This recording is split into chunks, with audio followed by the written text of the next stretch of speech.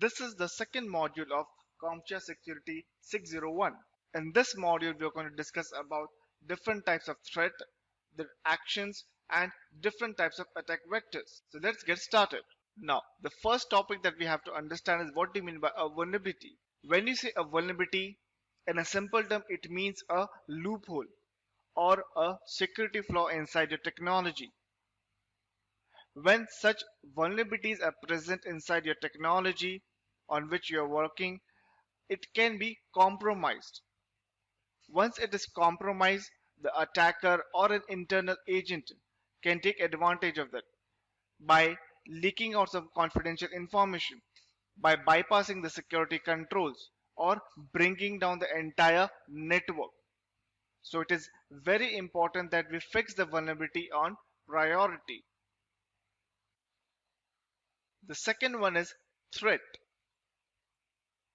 When we say threat is basically an actor which is going to take advantage of the security flaw. What is a security flaw? The vulnerability that we have discussed just previous to this. Threat based on his action is going to take advantage of the security flaw that has been identified. It will try to take advantage of the vulnerability that has been discovered. Now, based on this advantage, it will try to steal some data, or it will try to leak some data to some other sources. It might use it for its own benefit, let's say for bypassing other security products, or in the end it can also lead the destruction of the entire network. So threat is basically a outside agent which is going to take advantage of your vulnerability. So it is very important that we identify the threat at the earliest and we implement the controls. Let's say implementing the controls referring to the NIST framework and counter this kind of threats. The third is the risk. When you say about the risk, it is in combination to the vulnerability as well as the threat. Let me give you a simple statement for that. When we say a threat is going to take advantage of a vulnerability. When it is taking an advantage of the vulnerability, it is going to perform some action. So this action becomes a risk. So risk is basically what is the action this threat can perform. Let's take a simple example. Let's say we have a data center environment and the attacker is the threat. What are the risks from this particular threat? The threat can launch a DOS or a DDoS kind of an attack. Second risk, the threat can perform sniffing kind of an attack. Third, the threat can perform some kind of a spoofing kind of an attack.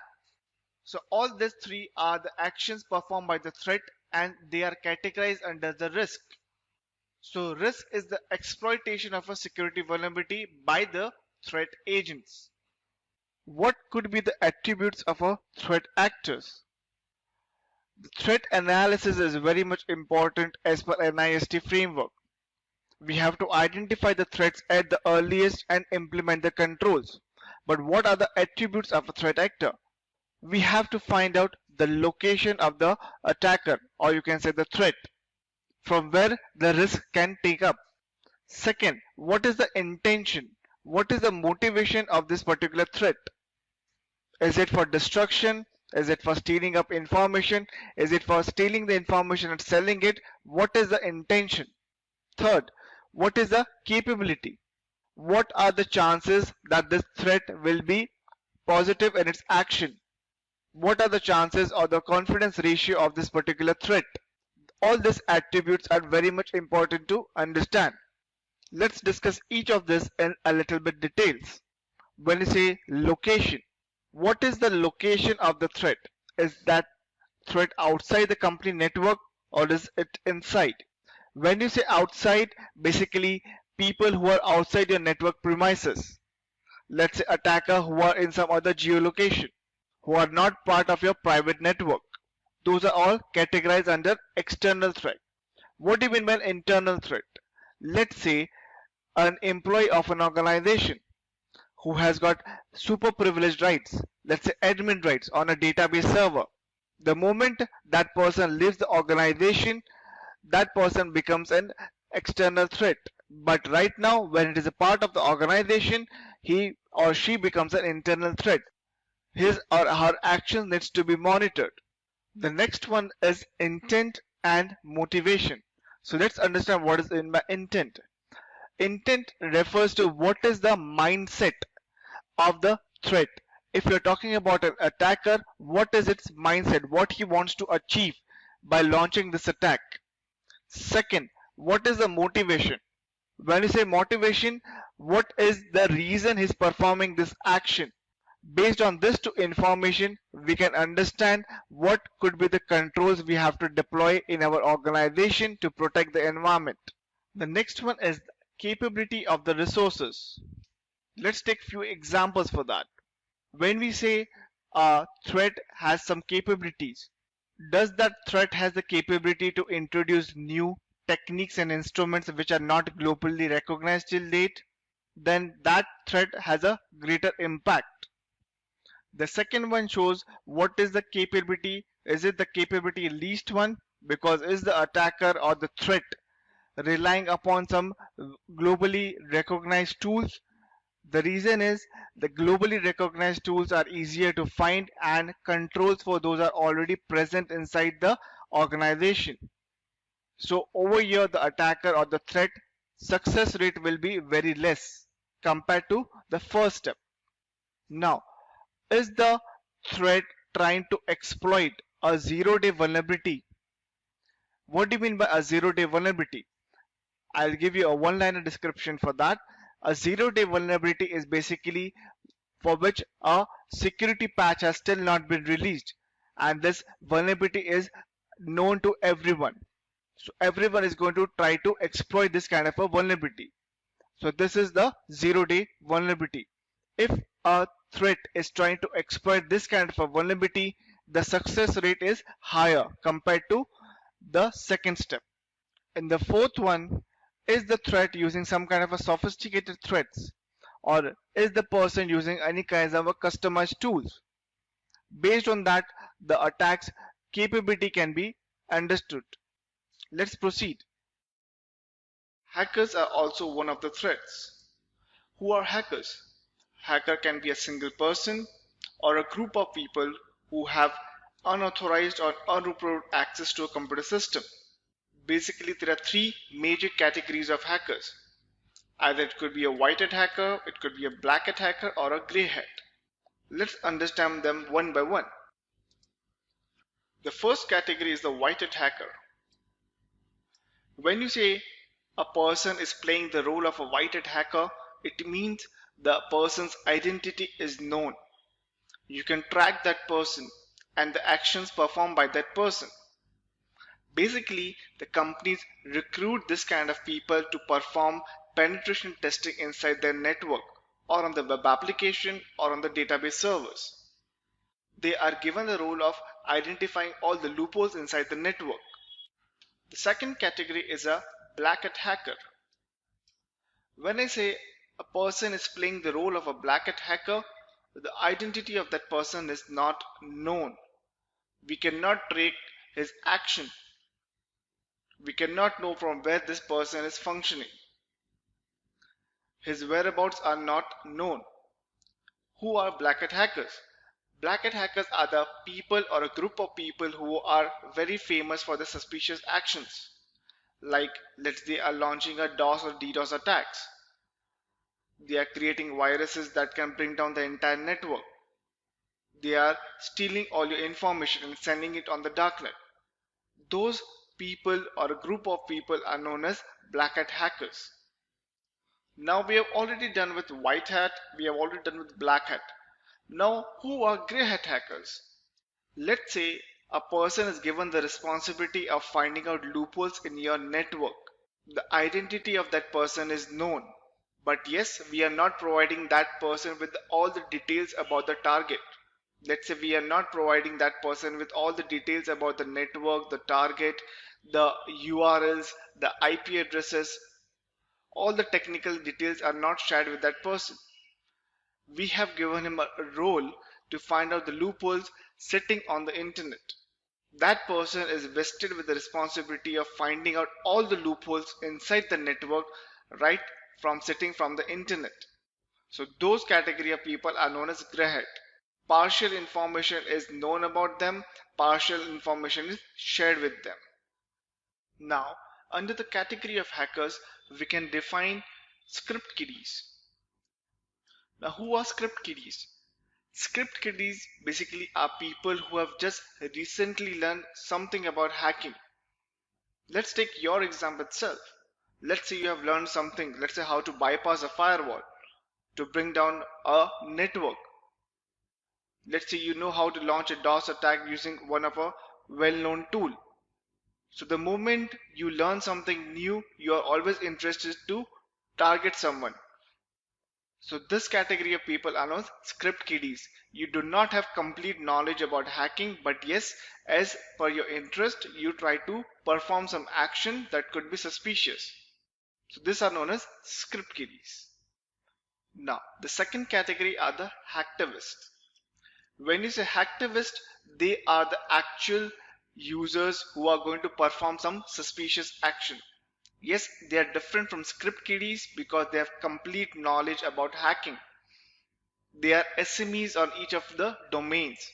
Let's say if they want to penetrate inside a company's wireless network, they are going to recruit the best person for that job.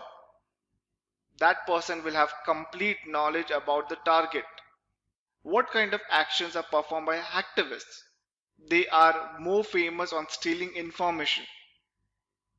They are more famous for launching DOS or DDoS attacks. All the information that is stolen, they have the option of selling it on the darknet. So those category of people are known as activists. The identity of these people is not known. What are the steps they are performing in order to penetrate inside a network? That is not known. We have to do monitoring for that to identify this kind of actions. Let's see some of the examples of hacktivist. A hacktivist group known as Anonymous or WikiLeaks or Lulzak are employing cyber weapons to advance a political agenda. This becomes an example. Hacktivists are also famous for obtaining and publicly releasing confidential information. And they are also famous for conducting DOS or DDoS kind of attacks. They also deface the website. What do you mean by defacing a website? Defacing website means you are changing the content on the actual website, which is visible to the users. You are not bringing down the website, you are changing the main content on the website. Third, political, media and finance are the frequently targeted groups. All these rules that you see on the screen are played by hacktivists. Another category of threat is the competitors. Let's say there are two companies who are in the same domain. They are both in a, let's say, a healthcare industry. One of the competitors can recruit hackers to steal information or how the second company is running revenue. The first company can steal all the confidential details about this company. Let's say the way this company is earning its revenue, what are the marketing strategies, which is the important product they are selling. All this information can be leaked out. For that, the first company is going to recruit some hackers. So competitors also becomes a threat. Another category of threat is the insider threat. Now why we call this as an insider threat? Every employee of an organization, if that person has a privileged permission, that person becomes an insider threat. Let's take one example. Let's say we have a database administrator who has full admin permissions of a particular database server, and that database server is storing confidential data about customers. That person's action needs to be monitored because that person has the permission to leak out the details, corrupt the details or delete the details from the database servers. If that person is performing some suspicious actions on that particular database server, as that person has the full permission, that person also can delete the logs of that particular database server as well. So this database administrator becomes an insider threat. So accordingly, we implement the security controls. What could be the security controls? Let's say we have to monitor his actions when he's logging into the database server. Whatever commands he's executing on the database server should be getting recorded on any other server which is not managed by that database administrator. All these are controls to protect against insider threat. In the previous slide, when I said insider threat and the example that I gave of a database administrator, that is an intentional insider threat. In this slide, we'll understand there are some unintentional insider threats as well. Let's say we have got weak policies and procedures. For example, we are not following a maker-checker process. What do you mean by a maker-checker process? Let's say if the database administrator wants to perform some modification on the database server, he needs to get it approved by a third person. The person who is going to check the action. The person who is going to perform the action becomes the database administrator himself. But the person who is going to verify these changes, that person should be different. So the maker-checker process needs to be followed. Second, weak adherence to policies and procedures.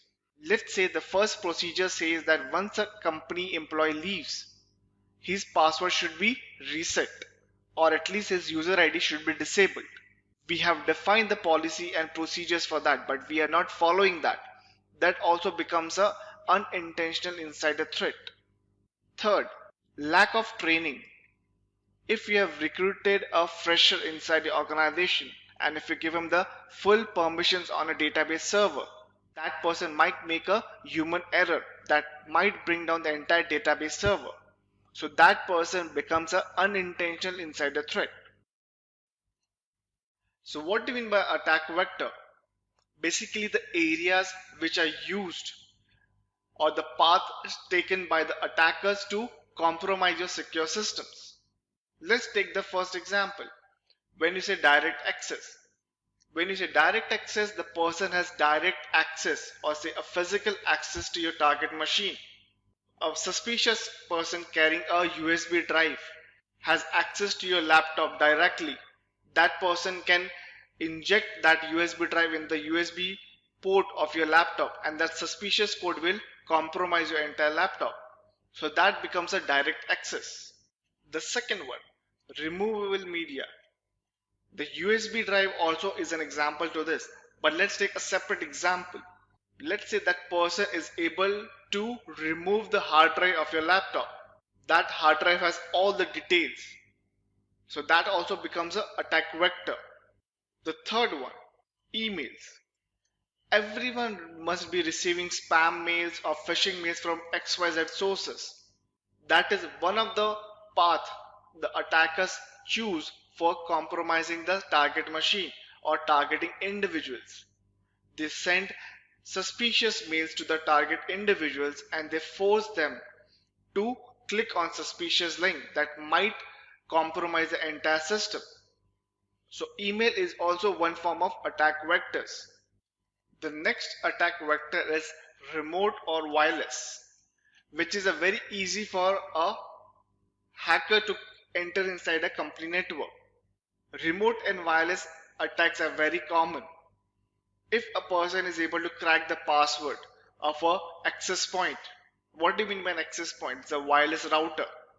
That person can gain access to the entire network of the organization. So remote and wireless is also an attack vector. Next, what do you mean by a supply chain? How can a supply chain be an attack vector?